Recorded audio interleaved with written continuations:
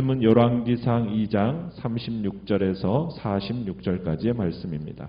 열왕기상 2장 36절에서 46절입니다.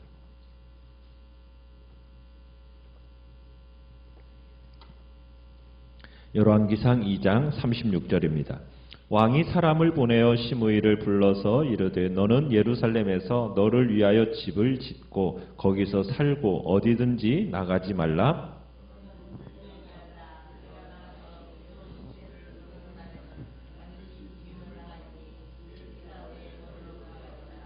시므이가 왕께 대답하되 이 말씀이 좋사오니 내 주 왕의 말씀대로 종이 그리하겠나이다 하고 이에 날이 오래도록 예루살렘에 머무니라.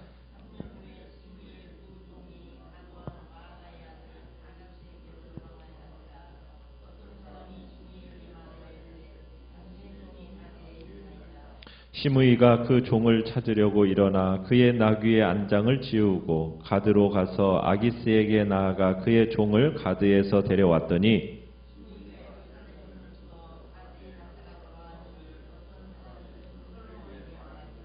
왕이 사람을 보내어 시므이를 불러서 이르되 내가 너에게 여호와를 두고 맹세하게 하고 경고하여 이르기를 너는 분명히 알라 내가 밖으로 나가서 어디든지 가는 날에는 죽임을 당하리라 하지 아니하였느냐. 너도 내게 말하기를 내가 들은 말씀이 좋으니이다 하였거늘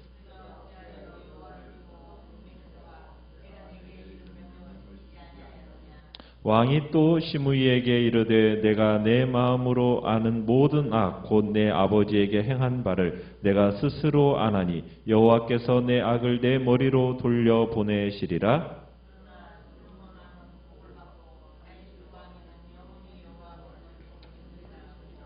같이 읽습니다. 여호야다의 아들 분하야에게 명령하매 그가 나가서 시므이를 치니 그가 죽은지라. 이에 나라가 솔로몬의 손에 견고하여 지니라. 아멘.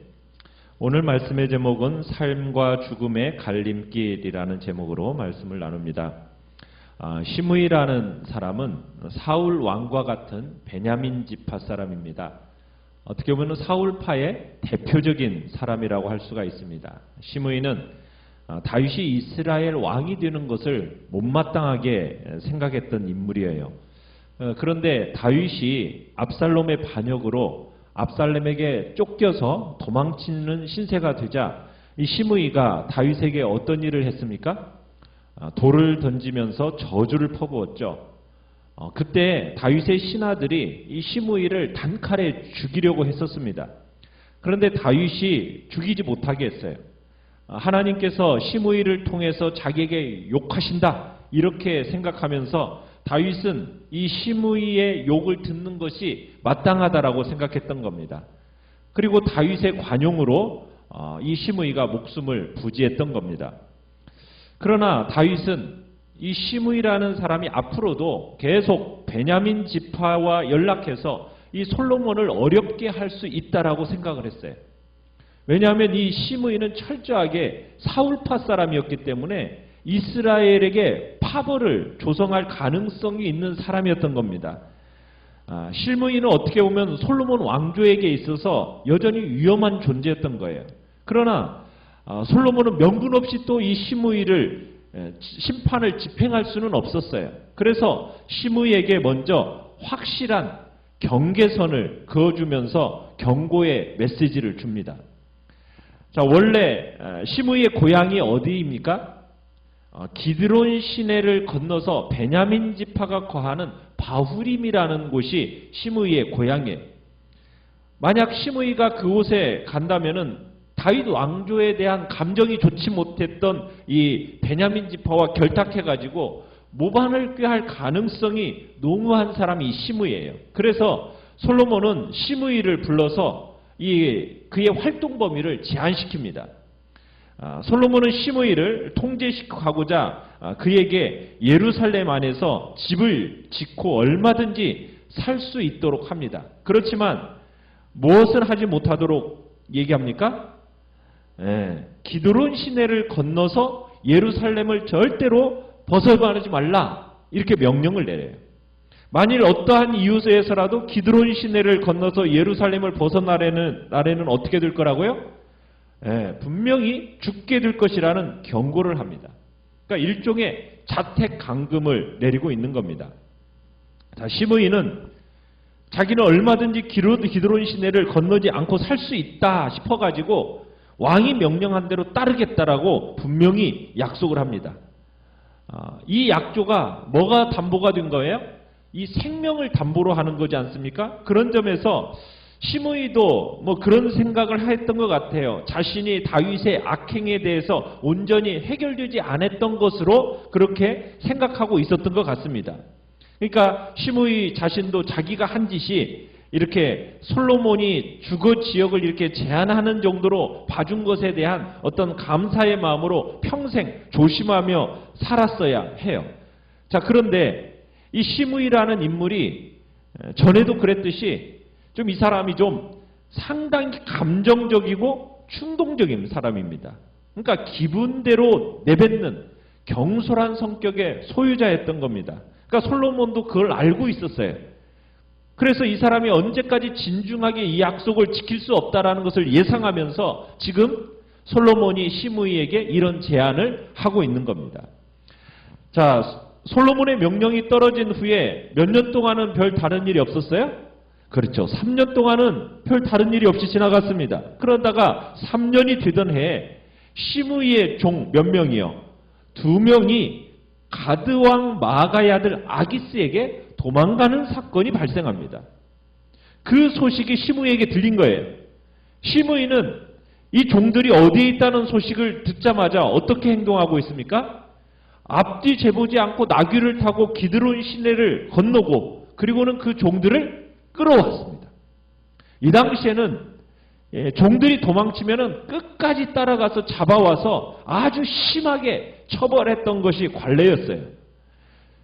3년이라는 이 세월이 흐르면서 이 시므이가 솔로몬과 이 약조에 대해서 무심하게 되었는지 어쨌든 시므이는 이 두 종이 달아났다는 이야기를 듣고는 그만 자기에게 내려진 이 행동 범위 제한 법령 이걸 잊어버리고 예루살렘을 벗어나 버린 겁니다.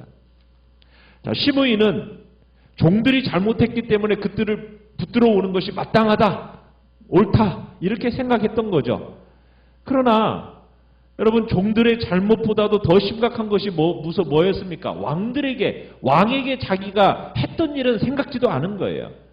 그냥 종들이 자기에게 어리석게도 이 괘씸하게 행한 것, 괘씸하게 여기는 것만 생각했지 자기가 왕에게 잘못했던 것에 대해서는 생각지 못했던 겁니다. 그러니까 이해타산에 눈이 멀어가지고 지금 이 종들을 찾으려고 자기에게 제한되었던 이 거주 지역을 이탈하게 된 겁니다.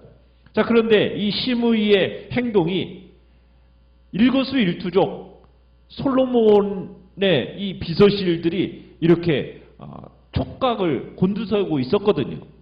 자, 그런데 이 시므이가 예루살렘을 떠나가지고 가드에 다녀온 사실을 포착해서 보고가 됩니다. 41절에 솔로몬에게 보고가 된 거예요. 자, 솔로몬이 이제 시므이가 자기 약속을 깨고 기드론 시내를 건넌 것을 알게 된 겁니다. 자, 그러자 왕의 명령을 가볍게 여기고 거역한 행위에 대해서 하나님 앞에 맹세를 깨트린 그 죄악에 대해서 솔로몬이 어떻게 진행합니까?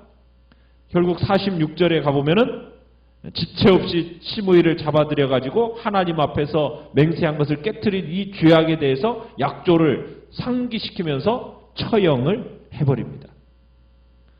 시므이가 죽은 이유가 뭡니까? 자신에게 주어진 자유의 한계를 넘어섰기 때문에 결국에는 죽임을 당하고 만 겁니다. 시므이가 다윗에게 했던 저주가 결국에는 자신을 향하고 만 거예요. 그러니까 이 시므이라는 사람은 항상 충동적인 사람이었던 겁니다. 그런 악한 언어로 남을 저주했던 사람이에요. 하나님은 그런 사람을 결코 봐주지 않으십니다.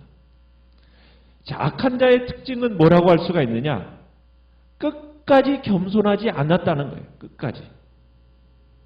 처음 1, 2년은 그랬겠죠. 겸손한 자처럼 고개를 이렇게 숙이고 있었지만 몇 년 지나지 않으니까 이 옛날의 교만함이 발동해가지고 스스로 멸망의 길을 가게 된 겁니다. 이스라엘 백성들에게 있어서 도피성이라는 제도가 있어요. 도피성. 이 도피성이라는 것은 실수로 사람을 죽인 자가 그 도피성 안에 들어가서 밖으로 나오지 않으면 어떻게 돼요? 살 수 있었어요. 어떻게 보면 솔로몬이 시므이에게 예루살렘을 그 도피성으로 준 겁니다. 그러면 이 도피성은 어떤 도피성입니까?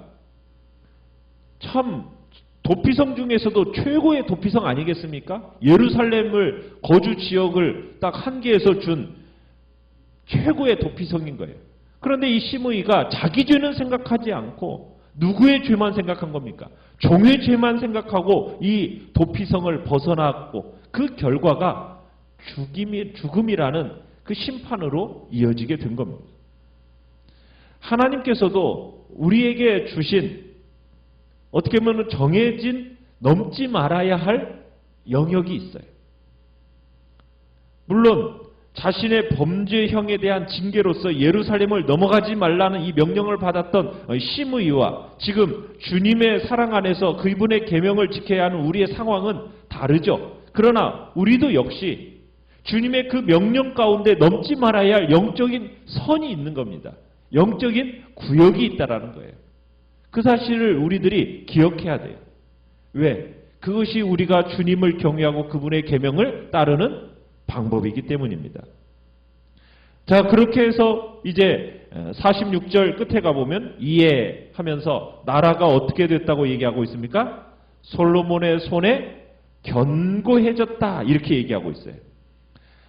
다윗의 왕권과 통치가 견고한 것은 전쟁이라는 수단을 통해서 견고해졌다면 솔로몬의 왕권과 통치는 어떻게 보면 현명하고 지혜로운 사법적인 행동을 통해서 세워지게 됩니다.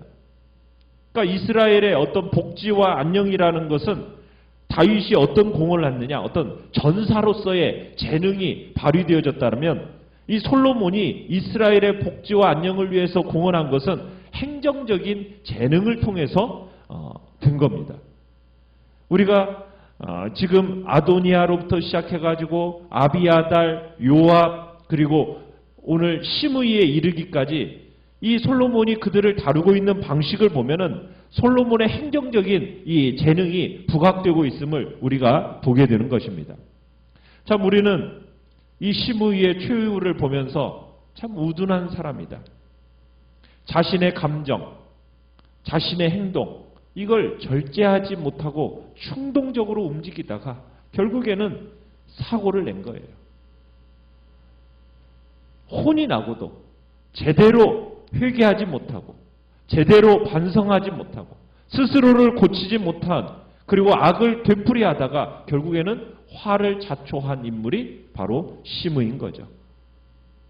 젊은 날 시므이가 정말 다윗 왕이 환난 당할 때 충동적인 악한 언어로 그렇게 심한 저주를 퍼부었다가 다윗의 진노를 샀고 결국에는 솔로몬의 그 매서운 경고를 받았음에도 자기의 충동적인 성격을 자제하지 못하고 겨우 2명의 그 종이 도망간 일 때문에 비참한 죽음을 자초하게 된 겁니다.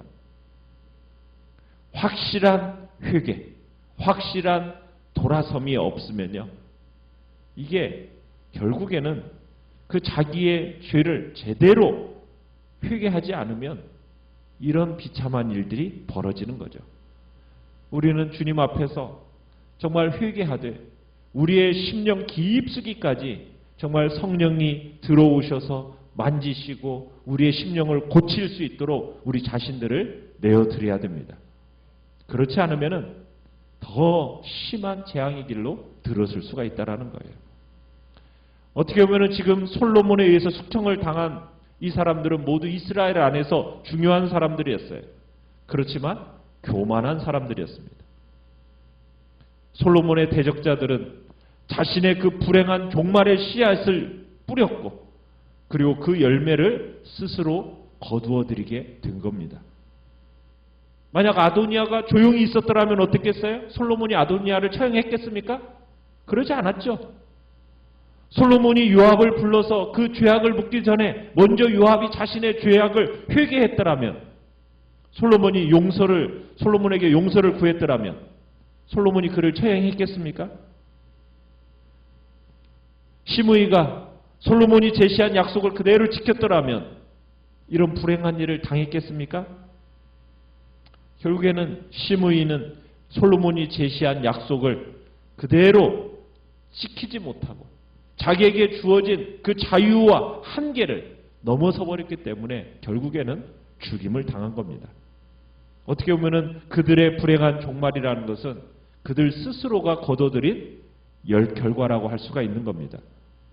우리는 그러기 때문에 끝까지 겸손해야 됩니다.